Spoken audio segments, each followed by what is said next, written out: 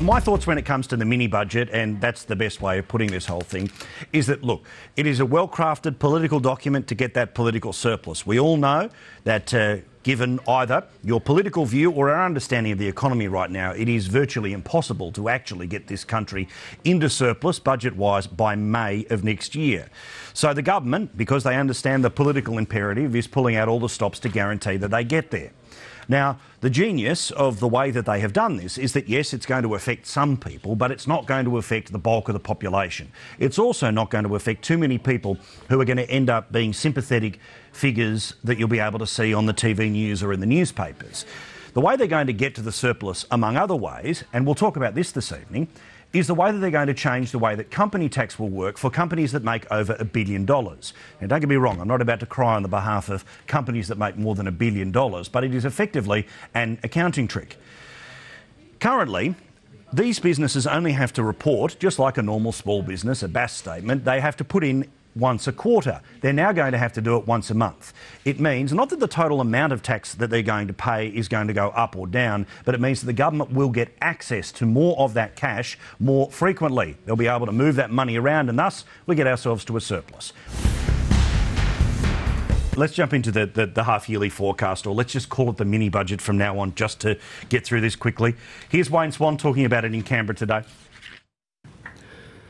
Our savings send a very clear message to the world that we have world-beating public finances, and that is very important given global economic uncertainty. What we've got here is a combination of economic strengths that puts our economy up in lights compared to other developed economies around the world.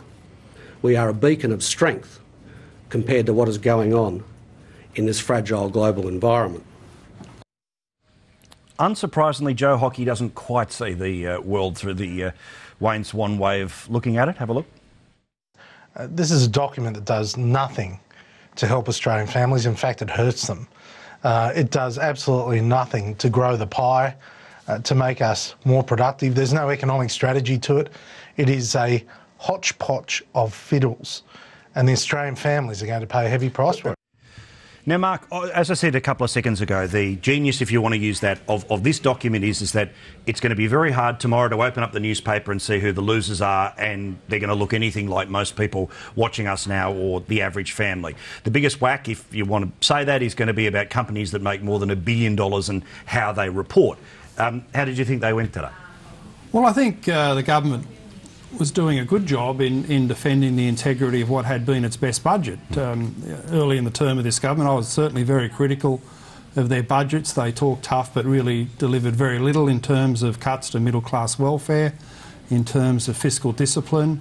The budget last May was the best that Swan has brought down, and it is only a waif of thin surplus, but it's a lot better than what they've had in the past, and they've done what they can today to defend the integrity of that surplus. There are clear losers. I mean, let's cheer on cuts to middle-class welfare and the changes to private health insurance rebates, in changes to the baby bonus. I mean, why should government be paying people to have children? You know, this is the sort of society around the edges of those, Mark. I mean, surely this is a situation right now where the electorate could look at the world economy and forgive the government for just scrapping some of this stuff. But instead of scrapping it, instead of doing anything really decisive, they've nibbled it a bit here, so it's second and third kids on the baby bonus. Budget. It's not a crisis budget. It's only a mini budget. It's more than we've seen. It's more than we've seen. Chances of them actually delivering that surplus. It's more than we've seen from this government, and let's be honest about it. The surge in middle class welfare started under the Howard government, and we have got the first government now that's starting to wind it back. Sure, these are baby steps, but they're heading in the right direction. The changes to company tax in bringing it forward, payments monthly instead of quarterly. Companies are financially disadvantaged by that. It's not a tax increase, but there's a financial disadvantage for those big companies. So there are measures there that improve the budget bottom line. By past standards, any government in this country that does something in the right direction on middle class welfare is to be applauded. Well, my thing is, look, and I've argued for a long time about the baby bonus, how it is this $1.5 billion and a generation has come to expect it. I don't have a problem with anyone taking it. It was the issue of it being offered that I've often talked about. But Janine, I want to focus in on the company tax factor because it is the biggest number it's half the savings in trying to turn this around. So this doesn't mean that companies pay more tax. It just means you pay tax more frequently. How does that help the government as opposed to getting it once every 3 months? Well, it means they're going to have your money. Instead of getting it every 3 months, they're going to have it 2 months ahead or have it every month. You'll be paying rather than keeping that money in your own account, having that cash flow to yourself for that time. Now, OK, you could argue billion-dollar companies, they could probably afford it. And apart from the compliance issue, can you imagine having to comply monthly rather than quarterly? But then it's going to companies with a turnover of 100 million. Still OK. It is eventually, I think 2016, going to hit companies of 20 million turnover. Now, that is pretty well going to hit most companies in Australia, apart from the very small businesses. That is going to be an issue because if you don't have that cash flow, if you really are on a knife edge, those couple of months, and if people aren't paying you on time, it could cause problems for them in the end. Interesting you say about, look, all governments of any persuasion under recent Prime Ministers, this is the way that it works. The nasty stuff is in 2-3 years' time, or the good times are in 2-3 years' time. Now, should this government be re-elected, and I don't think that's the way it is on the polls, but should this government be re-elected, it will have those sorts of reporting things that will kick in. The transport element of the carbon tax kicks in. So they're not guaranteed to have the happiest second term without people who they've really tried to not, for want of a better term, annoy this time around because it's too big a chunk of change and too big an impact. Do you think that even if we did get a second term out of this government, they would actually implement any of those things that ultimately are the real kicks look, in the right direction?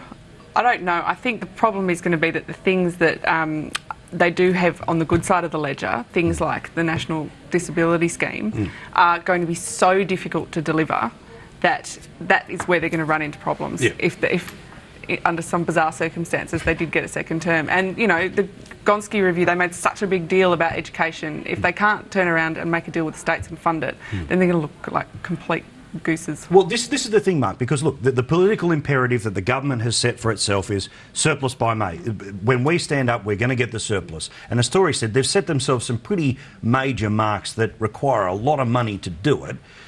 Do the numbers add up between the ambition of this government with NDIS, with Gonski, and only $1 billion surplus to play with? Well, there's no Gonski money that's budgeted. They're still trying to work out the arrangements with the states. On the disability scheme, I think it's just $100 million. That's their sort of trial money in the forward estimate. So the Liberal side of the debate is saying all these unfunded commitments are out there, but they're not even commitments at this stage. They're... People think they are, though. Well, people maybe give that's Julia, the glory of spin, for the NDIS. But the PM's gone out there and NDIS isn't just something... you forgot the dental scheme. They're known in the debate now as ambitions or goals. Non-core promises. They're not non-core promises. They're core ambitions. The number of people that say, "Oh, well, you know, she's delivered an NDIS." Like, she hasn't delivered an NDIS, but the rhetoric is that she has committed to it and that she's going to. Kids with disabilities, you know that she hasn't delivered anything yet on that front, other than some trial schemes scattered around the country with a limited amount of money. She can now save that money that you were saying, get rid of all the middle class welfare. She'll have to keep doing it to fund the rest of it. They can't just. They've got to have something up the sleeve. Yeah, if we're going to go and spend all this money on something that everyone agrees is a good idea, it has to come from somewhere, doesn't it? Well, let's talk about what I was saying about what seems to be still like the wild idea about a second Gillard term, a third Labor term. But let's have a look at the Nielsen polls that has come out today. This is extraordinary for a few different reasons, and you've heard the chat about it all day. But if you haven't seen the numbers, here we go. The primary vote, no major issues there, certainly with the Greens did a little bit better, as did some independents, two-party preferred. Clearly, that would be a significant majority to the coalition, so no great surprise there. We want to change the government, but we prefer the current Prime Minister. That's something worth talking about, especially when, as you can see, the trend's going in different directions. Here's where we start to get into the interesting stuff. This is what covers the 2 weeks that we've just had, the misogyny debate, Prime Minister falling over, whatever you want to throw in there for the past couple of weeks. 5% up in approval rating, nothing like that for Tony Abbott. Terrible numbers, actually, for Tony Abbott when you consider the disapproval rating. Essentially, things got 10% better for Julia Gillard than obviously there with Tony Abbott. So, Mark, before we talk about how reliable these numbers are compared to Newspoll and all the rest of it, how does it work where the country wants to change the government but keep the current Prime Minister? Oh, that's often a feature of these polls. It's the benefit of incumbency for the Prime Minister, who gets to do the overseas trips and the statesman-like announcements and speeches, so that's not unusual. The Nielsen poll, I think, is probably the most reliable around because it hasn't got the zigzag feature that you find in the Newspoll, which is now totally erratic. And if you look at the Newspoll over its last 5 polls, there's a very consistent trend of Labor's two-party preferred vote building from 42 to 44, 46, 47 and today 48. So you have got a significant tightening of the political race, combined with significant changes in approval rating. Abbott's got that disastrous 60% disapproval number. I saw a report today, I haven't verified it, but they were saying he's the least popular opposition leader since 1976. Which even takes in me.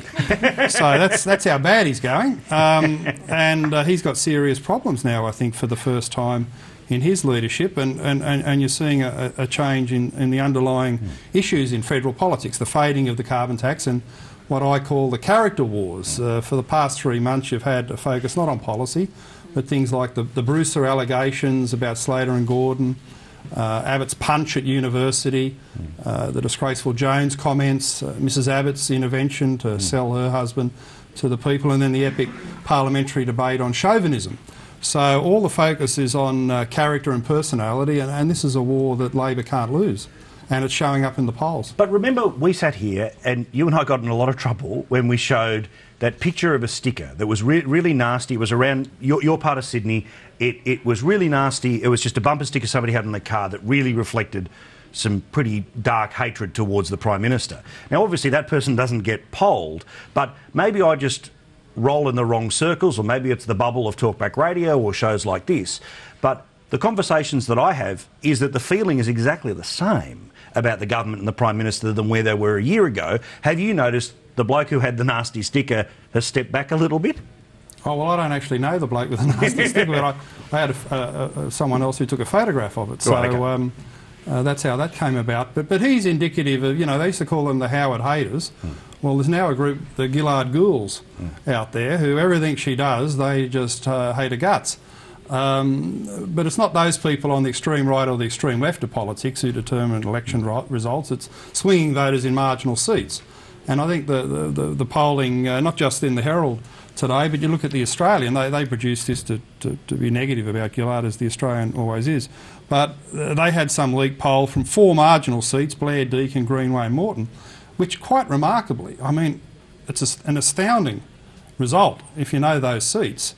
It had Labor on 49%, two-party preferred, Liberal 51%, which going into an election you would think is a cliffhanger. So if there's anything credible about that polling, backed by the Nielsen, the underlying trends have totally changed. Now, I should say, 2 weeks ago, Mark said this was the one to watch and this would be the trend. You got it right. Well and truly did when it comes to these numbers. Tory, about that feeling, and look, I don't know if it is that because of what we do, we're exposed to the people who are the most passionate about the debate, and that is going to be the extremes of the left and right.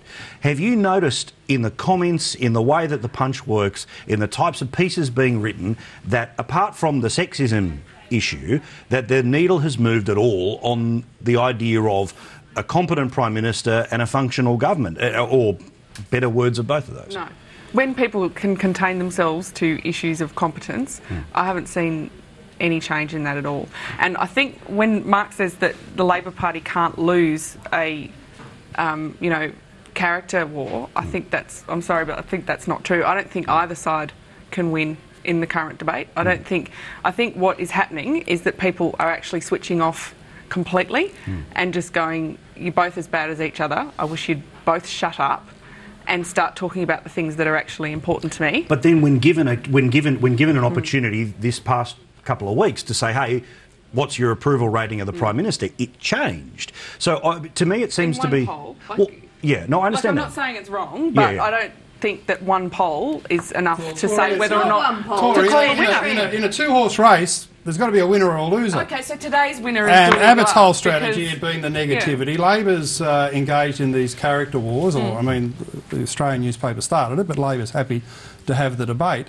And there's no doubt, talking to people, that they've twigged that Abbott is a bit unusual. He's someone who says he believes in conservative values, but he's got a street-fighting, scragging style.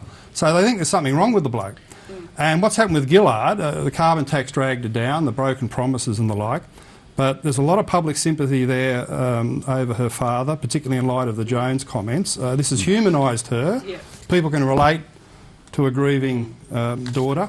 And it's had a big impact in her personal standing, and that's coincided with a significant shift in two-party preferred So outcomes. basically, Yeah. they dislike her less and they dislike Tony Abbott more. But you can tell things are bad when, you know, the Rudd supporters said, oh, but if Rudd was there, they would have won by 11 What points. That'd be a garbage, that's walkover. just- So Yeah. they are Well, clutching at that, well, which means they must be worried. We'll get to Kev after the break because of that nonsense he said about the Maxine McHugh book. But Janine, I have to ask you, because I think Australia wants to know, what was your thoughts on the sexism debate, the misogyny debate and all of this? You have worked in some pretty bloody blokey places over the years. I think Channel 9 in the 80s is about as blokey as we're going to get. Well, I mean, I don't What want did to you drag think it up again because I thought it went way too far. It dragged on too long, but I just couldn't believe the word misogyny being used. I thought that was overused. To me, the Taliban, Ted Bundy was a serial killer who hated women.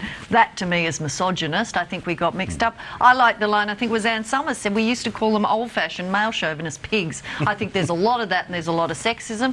I thought it was an interesting debate to have. I worked in the UK when Margaret Thatcher was there. The only criticism, the sexism against her was that she was too blokey. I never heard that argument. So it was interesting. But it was a sort of a circuit breaker, I think, her speech, and was interesting. And at least it's engaged more young women in it who didn't feel, I got the impression, weren't impressed by a female Prime Minister. It's moved the debate, but it did go, I reckon, too far that way, and it's probably Is something that... chauvinism still in the Macquarie Dictionary? We'll just change it. I much preferred being called a chauvinist than a misogynist. But it's correct, isn't it? You're not a They are misogynist, different are things. you? No, certainly not. But you would have chauvinistic tendencies, wouldn't you, Mark? Oh, Would maybe you agree? once upon a time, Yeah, but I I've think you mellowed. might. I think you might. In recent years, I've mellowed very much.